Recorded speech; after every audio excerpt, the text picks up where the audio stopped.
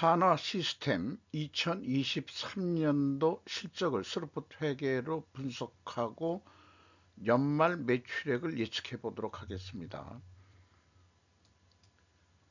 매출은 12% 증가했지만 영업이익은 28.9%가 스루풋 손익상으로는 감소했습니다. 가공비 배부 재고자산 회전율은 5.9회전으로 낮은 수준이고요. PBR은 1.4로 상승했습니다.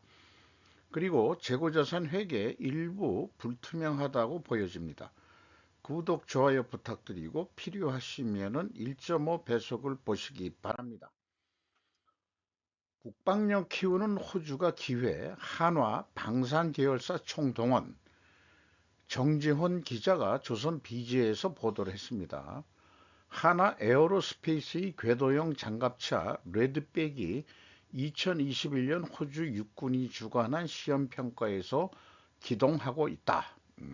하나 에어로스페이스가 제공한 화면이라고 하네요. 하나그룹이 호주의 군사업에 참여하기 위해 방산 계열사를 총동원하고 있다. 호주는 태평양 지역의 긴장이 고조되자 군사력을 키우고 있죠. 하나 에어로스페이스는 호주에 자주포와 장갑차를 이미 수출했고, 하나 시스템은 원랩의 저궤도 위성을 활용한 군 위성 인터넷망 보급을 타진하고 있다고 합니다. 그리고 하나오션은 호주 방산업체 오스탈 인수를 추진하고 있다고 하네요. 그 호주 방산업체를 한국이 사겠다 그러니까 그게 또 좀 뭐 자기네들 그 자국 그 이 산업 보호를 위해서 좀 논의가 있는데 잘 하면은 그래 인수할 것 같다. 그래서 인수를 하게 되면은 여러 그 이 미국의 잠수함 등인지 또 그런 등등을 유지 보수하는 또 수주를 받을 수 있다. 이렇게 또 여기에는 소개를 안 했지만은 그런 내용들이 들어가 있습니다. 자, 그러면은 하나 에어로스페이스는 이제 거의 하드웨어적인 거를 파는 거고, 하나 시스템은 그 좀 소프트웨어적인 측면이 강한 방산품을 위성 뭐 이런 거니까.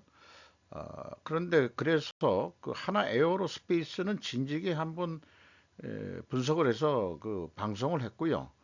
이제 하나 시스템 실적이 어떤지 좀 보도록 하겠습니다. 매출이 2조 4,500억을 달성해서 전년보다 12% 증가했는데 가공비 배부 재고 자산이 너무 많이 올랐어요. 그 증가했어요. 41.9%. 매출 원가가 적게 증가한 거로 나오니까 매출 총액이 증가를 19.1% 했고 판매 관리비 10.4% 증가해서 영업이익은 1256억 원으로서 34%가 증가한 것으로 그렇게 계산이 됐습니다. 그리고 영업이익률은 5.1%로서 0.8% 상승했습니다. 그렇다면 스루풋 회계는 어떻게 보느냐? 아까 그 재고가 매우 많이 올라갔죠. 그래서 매출에 비례하는 매출 재료비를 보면 8.7%밖에 증가를 안 한 거로 나와 있습니다. 그래서 그 갭이 마이너스 3.3%인데 여기에서 우리는 원재료 및 상품 매입 가격이 하락했다라고 1차 추론을 해볼 수 있겠고요. 금액상 스루풋은 15.2% 증가했고 스루풋율은 1.4% 상승했습니다. 마진율이 좋아졌다는 얘기죠. 운영 경비가 19.8% 증가했습니다. 그 결과 TO의 생산성 떨어졌어요. 운영 경비가 좀 너무 많이 증가한 거죠. 스루풋은 15.2%뿐이 증가를 안 했는데 운영 경비가 19.8%더 높게 증가해서 생산성 떨어졌다는 얘기입니다. 그리고 이 스루풋상으로는 영업이익이 762억 원으로서 원가회계 영업이익보다 무려 493억 원이 적은 수치입니다. 그래서 원가회계에는 영업이익이 증가했지만 실질적인 손익은 28.9%가 하락했다. 이것이 진짜 실적일 것입니다. 그래서 재고자산의 증가는 원가 회계는 이익의 증가이지만 스루풋 회계는 매출에 비례하는 매출 재료비를 로 계산하기 때문에 아닌 거죠. 그래서 그 WCA 가공비 배부 재고자산이 1068억 원이나 크게 증가했어요. 지금 제공품이 855억 원이나 크게 증가했는데 지금 수주 받아가지고 만들고 있는 거는 많다. 아, 그러니까 곧 그 납품을 하면은 바로 또 그 매출이 일어난다. 이렇게 생각은 또 할 수 있겠죠. 그러니까 미리 이제 그이 재고 증가를 이익의 증가로 미리 계산해 버리는 거예요. 요게 이제 원가 회계의 문제점이라고 볼 수가 있겠습니다. 비용의 성격적 분류 내용을 여기 회사에서는 ABC로 이렇게 표현되어 있는데 원재료를 매입액이라고 표현해 놓으면은 재고자산의 변동 범위가 전체 재고자산이 되겠습니다. 그래서 ABC 더한 MC 매출원가 재료비는 2.8% 증가했고 운영 경비는 19.8%나 크게 증가를 했습니다. 이 운영 경비 1조 2천억 원대에서 판매 관리비 1,783억 원을 빼면은 그게 이제 생산 현장 공장에서의 가공비가 되겠죠. 1조 원대가 되겠습니다. 총 제조 비용에 대한 가공 비율로는 46.2%로 1.2%가 상승했고 재료 비율은 1.2%가 하락했기 때문에 우리는 비성분에서도 원재료 및 상품 매입 가격이 하락했다라고 2차 추론을 해볼 수 있겠습니다. 그렇게 계산을 한 다음에 재고자산 매출원가 회계 투명성 검증 1단계로서 재고자산의 변동 범위를 검증을 하는데 1번은 그 WCAI고 2번은 아까 봤듯이 전체 재고자산인데 갭이 177억 원이에요. 그런데 BWCI의 증가액이 214억 원이기 때문에 갭2가 남습니다. 근데 이것도 무엇인지는 전혀 추적을 못하지만 2022년도에 그 갭이 무려 472억 원이나 된다는 게 이게 좀 뭐가 문제가 있는데 도저히 그 주석 내용으로는 찾을 수가 없겠어요. 요걸 이제 현금식으로 한번 아니 그 현금식이 아니더라도 이 WCAI는 그 재고가 301억 원이 감소했다는 얘기인데 비성분에서는 그러면 그게 플러스 301억 원으로 표시가 돼야 됩니다. 그런데 이 거꾸로 137억 원이 마이너스로 표현되면 거꾸로 재고가 증가했다는 뜻이거든요. 비성분에서 마이너스로. 그러니까 갭이 무려 439억이나 됩니다. 재고자산 회계 투명성이 일부 불투명하다고 그랬는데 이 정도면은 뭔가 그 해명이 없고서는 이거 분식회계 한 거 아니냐? 이렇게 얘기할 수밖에 없을 것 같아요. 그래서 PQ 총 제조 비용과 PQ 생산 재료비의 갭도 그 일본 갭과 같습니다. 그다음에 현금 흐름표 기준으로는 그 일치를 합니다. 2022년도에 갭투 27억 2,100만 원이 있는데 요거는 그 유동자산인가 뭔가 그 대체가 됐다고 그렇게 이제 주석을 찾을 수 있었어요. 그래서 현금 흐름표는 맞춰져 있습니다. 현금 흐름 정도는 맞춰줘야 되겠죠. 매출원가 계산하는데 뭔가 이 잘못됐다 이런 얘기죠. 제 얘기는.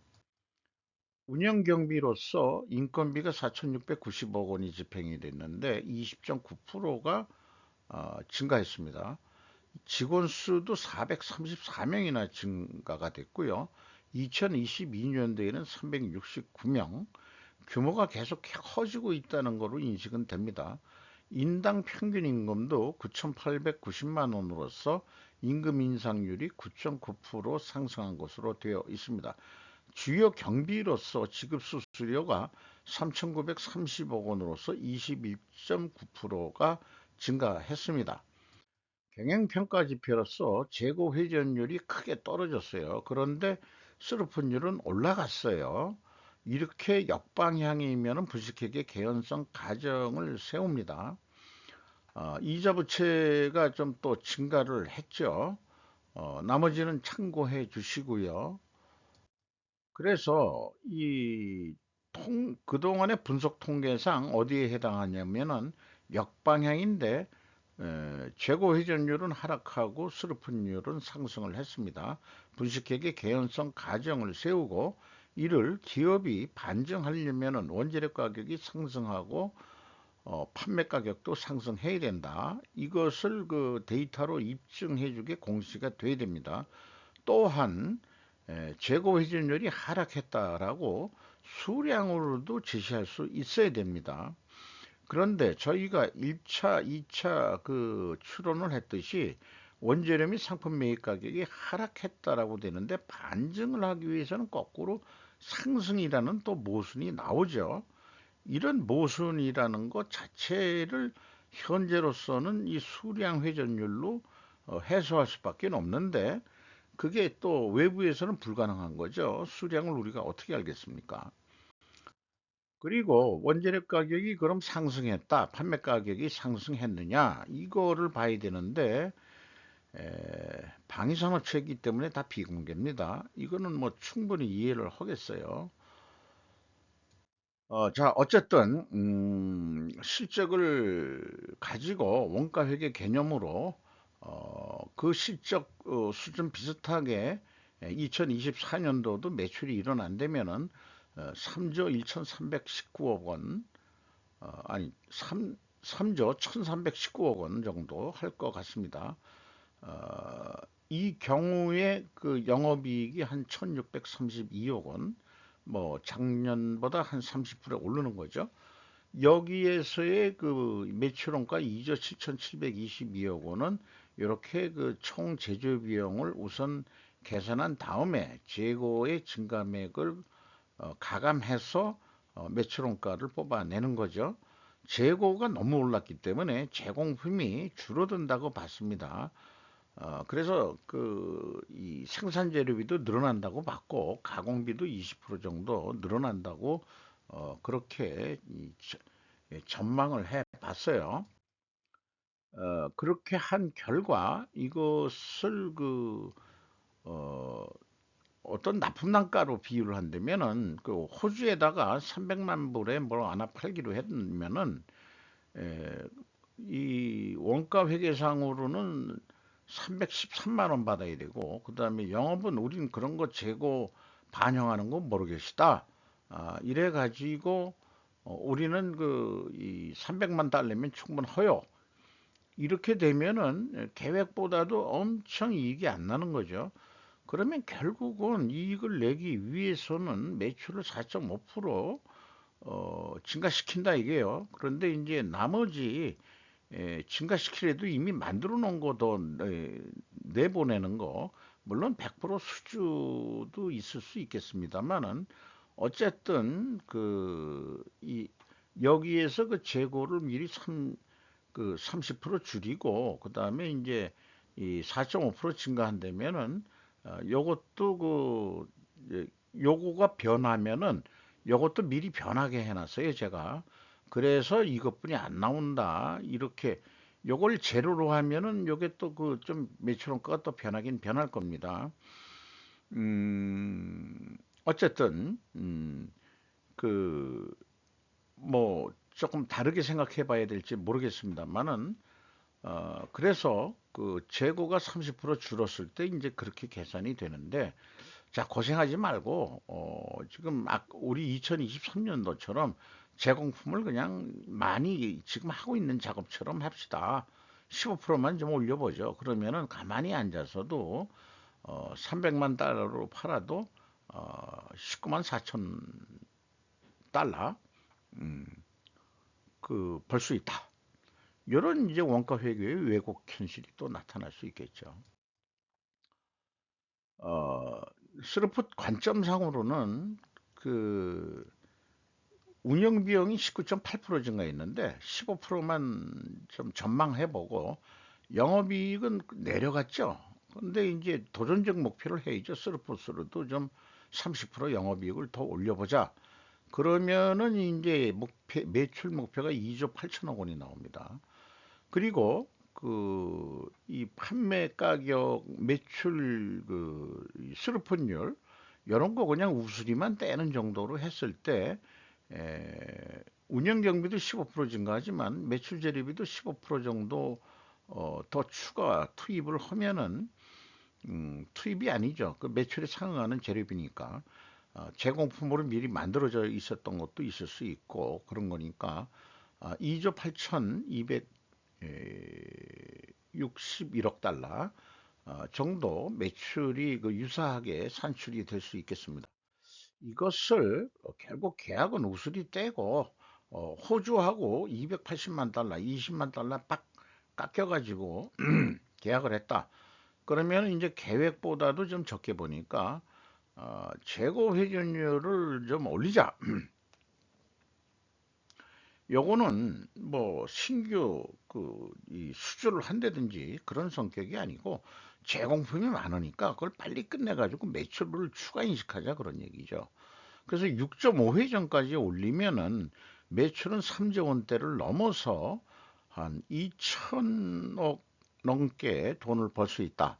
이렇게 그렇게 좀 도전적 목표를 잡아볼 수 있겠습니다. 자, 이러한 예측도 그 4분면 매트릭스에 재고가 크게 증가했죠. 영업이익보다 이익이 감소하는 것으로 나왔죠. 그리고 판매가는 원가회계보다 낮게 나옵니다. 그러니까 스루폿은 내고를 당할 각오를 하고 내는 게 아니고 꼭 받아야 될 금액만 내는 거예요. 그냥 호주가 깎겠다 그러면 이제 가서 스루폿을 가르쳐 줘야죠. 저도 그 호주에 가서 한번 소개한 적은 있습니다. 딴 회사지만은 이런 관리회계도 있다 그럽디다 라고 공장장한테 얘기를 했는데 뭐 안 맥혔죠. 별로 그 필요성을 못 느끼는 데니까 하나 같은 데는 좀 필요성을 느껴야 돼요. 제 생각인데 스루포트 회계에 대해서 의사결정하는 데도 그렇고 그 지금 이익 남았다고 했지만 사실은 영업이익이 감소한 거죠. 제공품 느린 게 돈이 쌓여 있으니까 이자 부채도 늘어났을 거예요, 분명히. 자, 그래서 현금 재무지표로 1번 EAT 세후 현금 순이익은 2,400억 원대라서 전년보다 그래도 돈은 벌었네요. 8.3% 현금 수익률은. 그리고 EMS 전 사업 활동으로 들어온 돈이 364억 원뿐이 안 된다. 그리고 최종 9,316억 원의 돈이 나갔다. 어디에 이런 돈이 나갔느냐? 그럼 이런 돈은 또 어디서 구했느냐? 번 돈은 2,400억 분이 안 되는데 9천억을 어떻게 어디다가 썼느냐? 돈이 유출이 됐느냐? 그러면 캐펙스에 7,686억 원을 썼소다. 어, 종속기업에 더 투자한 거로 나와 있어요. 그런데 요 참고적으로 이 지급이자를 찾을 수가 없었습니다. 부채가 분명히 있는데 현금 물음표에 보통 표시하는데 아무리 찾아봐도 안 나와요. 그 결산이 약간 좀 불투명합니다. 음. 그리고 이 자유 현금 흐름 잉여를 자유라고 제가 표현하고 있습니다. 이자 부채 레버리지 14.5%에서 22.7% 증가했죠. 그렇죠? 제공품도 왕창 늘었지. 돈이 뭐 묶여 있죠. 그 다음에 아까 재고 증가한 거, 그런 것들, 그 다음에 이제 종속기업 투자한 거, 이런 것 때문에 이제 빚을 예, 빌렸다 그런 얘기가 되겠어요. 어, 차입자 채권자한테 2,792억 원을 빌린 거로 됩니다. 나머지 돈들은 회사가 가지고 있던 그 현금으로 또 투자를 했겠죠. 주주가 442억 원을 가져갔어요. 그 내역은 자본 변동표에서 나오는데 갭이 2,700만 원 있습니다. 2022년도는 이게 일치하는데 주로 연차 배당액인데 요 2,700 기타 변동에 따른 게 뭐 표기 오류 아닌가 생각합니다. 2023년에는 주가는 에, 16,810원으로서 2023년 초보다 6,210원이 상승했어요. 장부 가격 대비 1.140%, PBR 1.4가 되겠습니다. 에, 주주는 하나 에어로스페이스가 46.73% 지분을 가지고 있고 하나 에너지가 12.8% 지분을 가지고 있습니다. 이상 하나 시스템 2023년도 실적을 분석했습니다만은 2022년도 결산의 그 재고의 그 갭이 너무 크기 때문에 그래서 뭐 맞는 해도 있기 때문에 어, 전반적으로 그 깔끔하다고 못 보고 그렇다고 분식회계 했다고 한 그 일부 불투명이라고 했는데 좀 회계가 좀 어떻게 투명하게 좀 이렇게 보여줄 수 없는지 매우 궁금합니다. 방위산업이라고 원재료 가격도 안 알려주고 판매 가격도 안 알려주는 마당에 건양비드라는 얘기냐? 그런 재고자산 회계 투명성 하나만 난 요구하는 거 아니에요. 매출 채권이 제대로 계산됐는지, 매입 채무가 해서 이 재무상표에 남아 있는 게 현금 흐름표하고 일치하는지 이런 건 하나도 지금 내가 건드리지 않고 있다 이거예요. 또 복잡하겠죠. 대손 상각을 빼야 되고 뭐 어쩌고 저쩌고 저쩌고 해가지고 왜 그 회계들이 지금 세상이 4차 산업 시대로 가는데 좀 컴팩트하고 단순화 심플파이 되는 이 세상을 가고 있는데 원가 회계는 왜 자꾸 복잡하게 만들어 가지고 시대에 역행하는 그런 회계들을 하고 있는지 전혀 이해를 하기가 어렵네요. 이상 마치도록 하겠습니다.